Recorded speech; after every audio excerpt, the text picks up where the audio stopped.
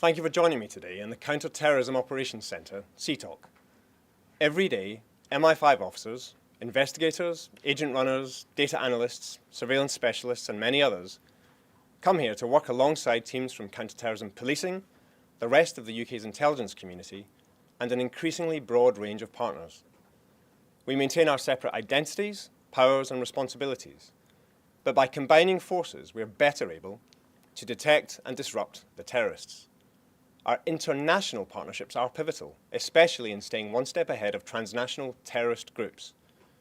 This summer we worked hand in glove with European partners to ensure that the Euros, Olympics and Paralympics are remembered for all the right reasons. And today I'm delighted to announce that the counter-terrorism agencies of the Five Eyes nations are working with the UK agencies here in CTOC to detect and tackle terrorist threats, the sort of ambitious join-up that would have been unimaginable a generation ago. We need all that same capability, partnering and ingenuity to confront in parallel the state threats we increasingly face as conflict and great power competition bite on the UK's domestic security. While you'll recognise the headline themes of terrorism, Russia, Iran and China from previous speeches, the shifts underneath present the most complex and interconnected threat environment we've ever seen. Speaking from CTOC, I have to start with terrorism. Since March 2017, MI5 and the police have together disrupted 43 late-stage attack plots. Some of those plotters were trying to get hold of firearms and explosives in the final days of planning mass murder. Our vital work together has saved numerous lives. The headline split of our counter-terrorist work remains roughly 75% Islamist extremist, 25% extreme right-wing terrorism. But under that headline, much has shifted. Straightforward labels like Islamist terrorism or extreme right-wing don't fully reflect the dizzying range of beliefs and ideologies we see. We're encountering more volatile would-be terrorists with only a tenuous grasp of the ideologies they profess to follow. People viewing both extreme right-wing and Islamist extremist instructional material, along with other bits of online hatred, conspiracy theories and disinformation. Compared to my years combating Al-Qaeda, it's harder these days for my investigators and their police counterparts to quickly and definitively determine whether an act of violence is ideologically motivated or driven by another factor like mental health. Today, an attacker may have no connection to other terrorists. They might not be on our records, and there's often no claim of responsibility. MI5 and the police follow the intelligence and evidence to whatever conclusion, or lack of conclusion, they support. To be explicit, politics plays no role in these decisions. We will continue to do the best professional job we can of analysing a picture which is inherently messy. We're also seeing far too many cases of very young people being drawn into poisonous online extremism. Sadly, 13% of all those being investigated by MI5 for involvement in UK terrorism are under 18. That's a threefold increase in the last 3 years. Extreme right-wing terrorism in particular skews heavily towards young people, driven by propaganda that shows a canny understanding of online culture. Managing complex risks intelligently requires varied professional expertise. For those planning attacks, a criminal justice outcome is generally needed. But for some vulnerable individuals, alternative interventions delivered by a wider range of partners may be more effective. Which brings me to my next point, a predictable one, but no less crucial for that. It's hard to overstate the centrality of the online world in enabling today's threats. In both Islamist extremist and extreme right-wing terrorism, lone individuals indoctrinated online continue to make up most of the threats. In dark corners of the internet, talk is cheap. Sorting the real plotters from armchair extremists is an exacting task. Anonymous online connections are often inconsequential, but a minority lead to deadly real-world actions. We see this in recent convictions of British teenagers. One planned to attack a British synagogue. Another posted material that inspired deadly mass shootings in the US. A third drew up plans to stab people at a music festival and shared terrorist propaganda online. When so much plotting takes place on the internet, our ability to track the online activity of those who mean us harm is utterly crucial. Maintaining proportionate, lawful access to such communications in the face of ever more prevalent encryption is sometimes our only means of detecting and understanding these threats. Privacy and exceptional lawful access can coexist if absolutist positions are avoided. World-class encryption experts are confident of this. The alternative is allowing child abusers and terrorists to operate at scale without fear of the consequences. MI5's operational focus sits within a much wider online context. The insidious effect of internet hatred and disinformation has played into threats to election candidates, intimidation of communities, and the public disorder that followed the sickening attack in Southport. Yesterday marked a year to the day since the horrific Hamas attacks on Israel. We've seen appalling loss of life in Gaza and now Lebanon, and conflict spiraling in the wider region, with all the implications that brings for Middle Eastern and UK security. Today we are powerfully alive to the risk that events in the Middle East directly trigger terrorist action in the UK, as we saw with last October's knife attack in Hartlepool.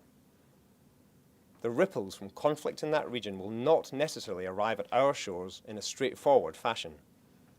They'll be filtered through the lens of online media and mixed with existing views and grievances in unpredictable ways. Thus far, while our police colleagues have responded to rising public order, hate crime, and community safety challenges, we haven't yet seen this translate at scale into terrorist violence. The overarching UK terrorist threat level remains substantial. An attack is likely and is kept under constant review.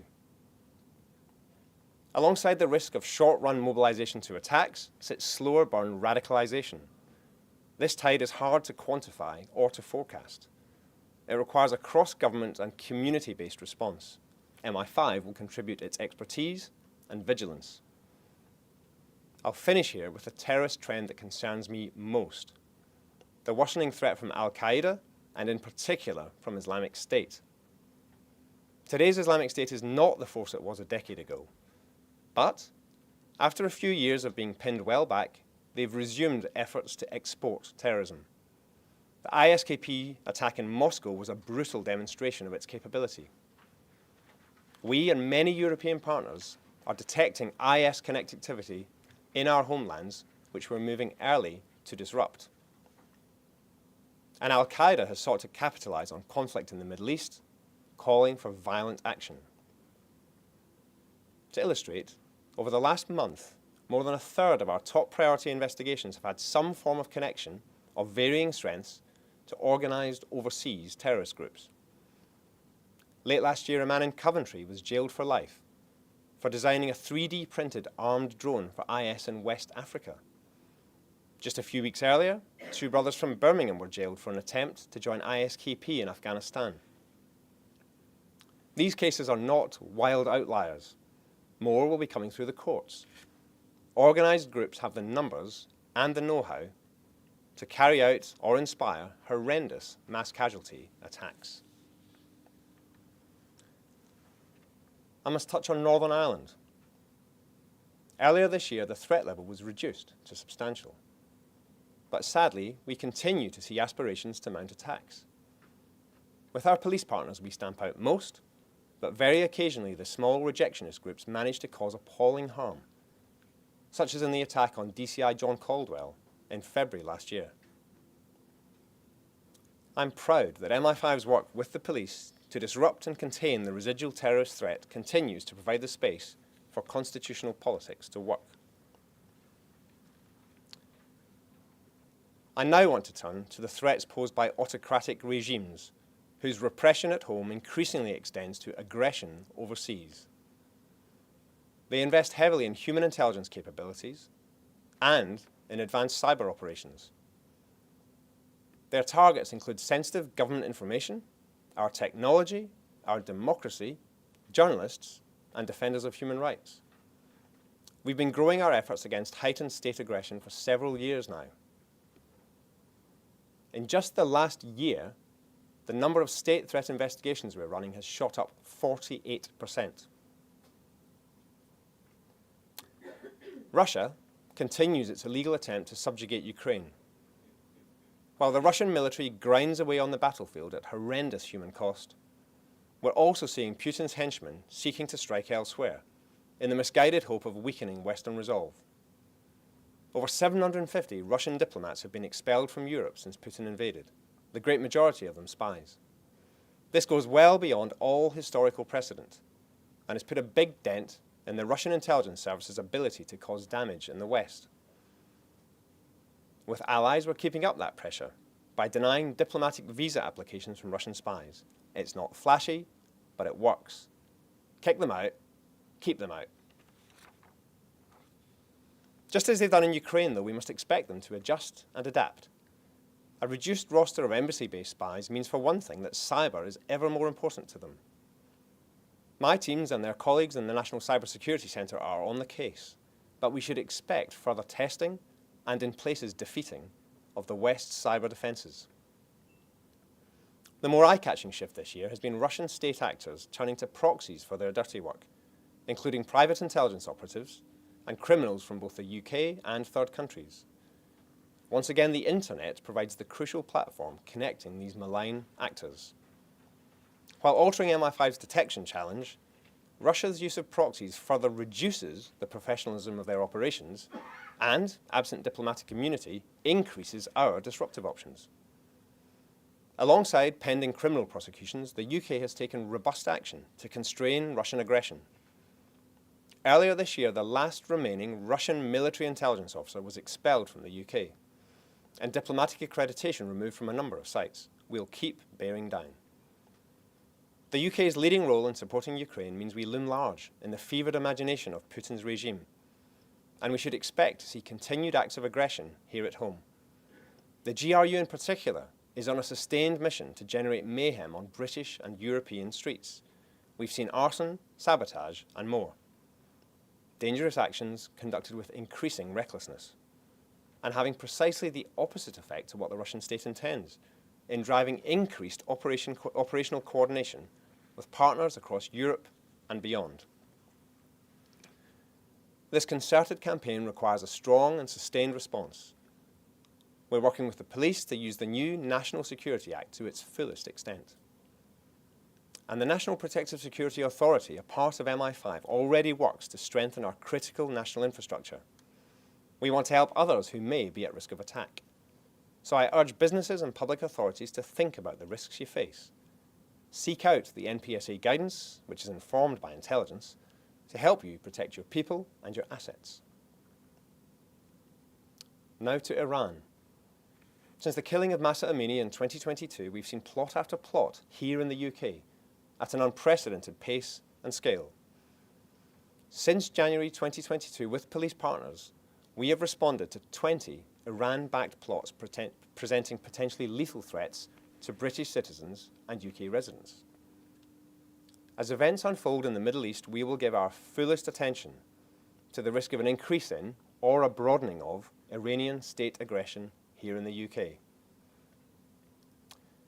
Like the Russian services, Iranian state actors make extensive use of criminals as proxies, from international drug traffickers to low-level crooks. Last December, a man was jailed for reconnaissance he'd carried out against the then headquarters of the Iran International Media Organization. Detecting criminals prepared to have their strings pulled by states has at least some similarities to spotting would-be terrorists dancing to the tune of online radicalizers. It is a familiar challenge.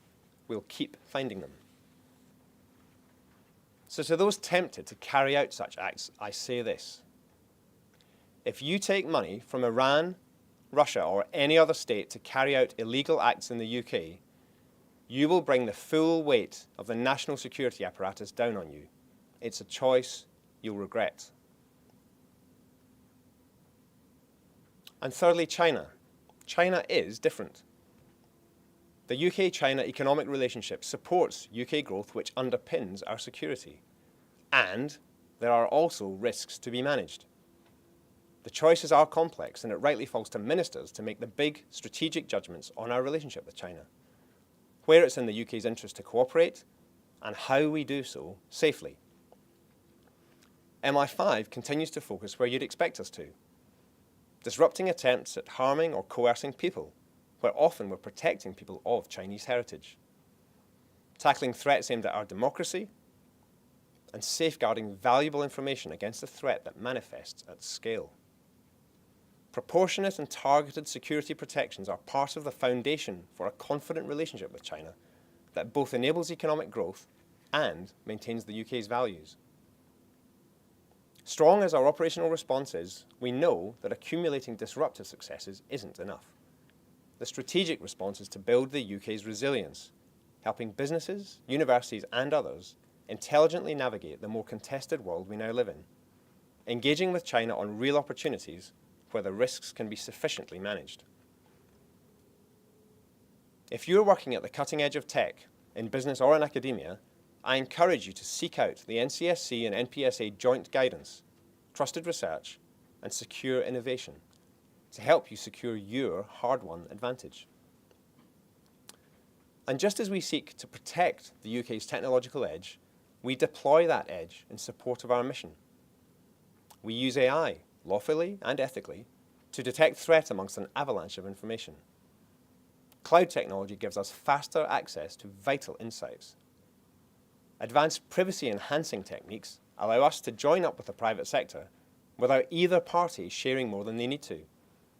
In 2024, scientists and technologists are key to the UK's national security and to driving growth. It'll be clear to you that MI5 has one hell of a job on its hands. The first 20 years of my career here were crammed full of terrorist threats. We now face those alongside state-backed sabotage and assassination plots against the backdrop of a major European land war. We don't balk at the challenge, it's MI5's job. But I want to close by highlighting 3 areas that are critical to our ability to take that job on. First, prioritization. With the levels of stretch I've described, the decisions MI5 has to take on allocating our finite capacity are harder than I can recall in my career. That's true at strategic level, judging how much to devote to immediate threat mitigation and how much on preparing for next year's menaces. It's even more sharply true at the tactical, operational level, as we decide how to prioritize the hundreds of fragmentary leads coming in the door each month. This is hard. We can't always draw the right deductions from tiny clues. A second crucial plank on which we stand is the vital role played by human sources, agents. Today I'd like to pay tribute to the brave people who from 1909 to the present day provide us with unique, life-saving insights. Insights of a colour, depth and detail that can illuminate a picture in a way that technical intelligence often can't. So many of the plot disruptions we and the police together pull off have at their heart a critical contribution from human intelligence. Every single day, members of MI5 look in the eyes of courageous human beings working in secret, from Bristol to Belfast to Baghdad, and reiterate our commitment to their safety and security. We know, and they know, that the adversaries they're working against have the capability and the intent to do them lethal harm. To retain their irreplaceable contribution to our nation's safety in the uncertain times ahead, we must retain their confidence and protect them and their identities forever. That ongoing commitment to our agents is marked with a plaque in the entrance to MI5 headquarters which says, "While their names must go unremarked, their courage and contribution never will." I'll conclude close to home on something which matters deeply to me. In the end, MI5's success in keeping this precious country safe is all about our people. They provide so much of our edge over far larger adversaries. Their selflessness in making tough decisions every day, knowing they will never receive public recognition, is to the benefit of the whole UK. I likewise salute our law enforcement, intelligence community and government partners, domestically and internationally, whose support and collaboration are key to our success. It is my honour to serve alongside the many extraordinary people in MI5. When threats loom large, we are defined by those whose dedication and determination keep the country safe. They didn't arrive here following the legendary tap on the shoulder. I certainly didn't get one. In many cases, they're here because they saw a news story or personally felt the impact of a threat that drew them to an organization with such a clear sense of purpose. So if you're reading or watching this and you're interested in a unique, rewarding and challenging career, visit the MI5 website today. As I've said before, it might change your life. It might save someone else's. Thank you.